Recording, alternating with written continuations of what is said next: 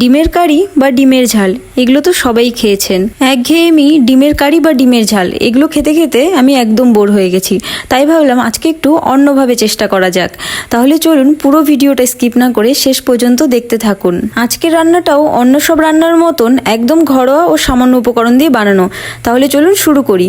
সবার প্রথমে দেখুন একটা ফ্রাইং প্যান বসিয়ে দিয়েছি। ফ্রাইং প্যানটা গরম হয়ে গেলে দিয়ে দিন সামান্য একটু সরষের তেল। তার মধ্যে দিয়ে দেবেন জিরে ফোড়ন। এর মধ্যে দিয়ে দেবেন পেঁয়াজ কুচি। পেঁয়াজ কুচিটাকে ততক্ষণ ভাজতে থাকুন যতক্ষণ না ট্রান্সপারেন্ট হয়ে আসছে। এখানে আমি 4টে ডিম রান্না করব, আর এই 4টে ডিমের জন্য কিন্তু 2টো মিডিয়াম সাইজের পেঁয়াজ নিয়েছি। পেঁয়াজটা একটু ট্রান্সপারেন্ট হয়ে এলেই এর মধ্যে আদা ও রসুন বাটা দিয়ে দিন। এবারে ততক্ষণ ভাজতে থাকুন যতক্ষণ না তেল ছেড়ে আসছে। তেলটা ছেড়ে এলেই এর মধ্যে দিয়ে দেবেন টমেটো কুচি। এখানে কিন্তু আমি ছোট ছোট 2টো টমেটো ব্যবহার করছি। ততক্ষণ নেড়ে চেড়ে ভাজতে থাকুন যতক্ষণ না টমেটোগুলো একেবারে মিশে যাচ্ছে। আজকের এই রেসিপিটা কিন্তু গরম ভাত, রুটি কিংবা পরোটা সবকিছুর সাথে একেবারে জমে যাবে। যাই হোক, এই দেখুন টমেটোগুলো মিশে গেলে এর মধ্যে দিয়ে দেবেন স্বাদ মতো নুন, পরিমাণ মতন হলুদ, পরিমাণ মতন লঙ্কার গুঁড়ো, জিরে গুঁড়ো, ধনে গুঁড়ো। এবারে সামান্য একটু জল দিয়ে ভালো করে কষাতে থাকুন। ততক্ষণ কষাতে থাকবেন যতক্ষণ না জলটা শুকিয়ে আসছে। জলটা শুকিয়ে এলে এই মশলাটাকে ফ্রাইং প্যানের চারিদিকে ভালোভাবে ছড়িয়ে দিন। এই দেখুন ঠিক আমি যেমনটা করেছি। আর হ্যাঁ, গ্যাসের ফ্লেমটা কিন্তু লো রাখবেন।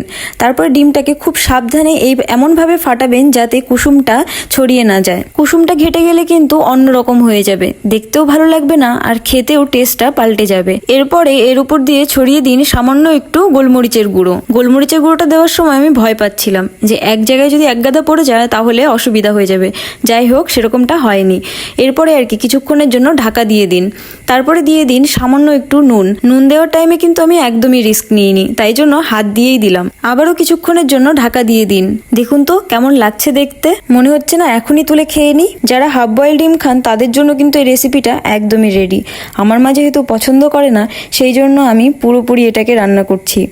এবার একটা স্প্যাচুলার সাহায্যে দেখে নিচ্ছি যে কুসুমটা নরম আছে নাকি পুরোপুরিভাবে সেদ্ধ হয়ে গেছে। আজকের এই রেসিপিটা পরিবেশনের জন্য একেবারেই রেডি। কি রান্না করবেন যদি বুঝতে না পারেন, বাড়িতে যদি ডিম থাকে তাহলে জলদি জলদি এই রেসিপিটা বানিয়ে ফেলুন। আশা করছি সবাই আপনার এই রান্নার খুব প্রশংসা করবে। আমি কিন্তু আর লোভ সামলাতে পারছি না। আজকে তাহলে এই পর্যন্তই। আবারও ফিরে আসবো অন্য কোনো রেসিপি নিয়ে। নমস্কার।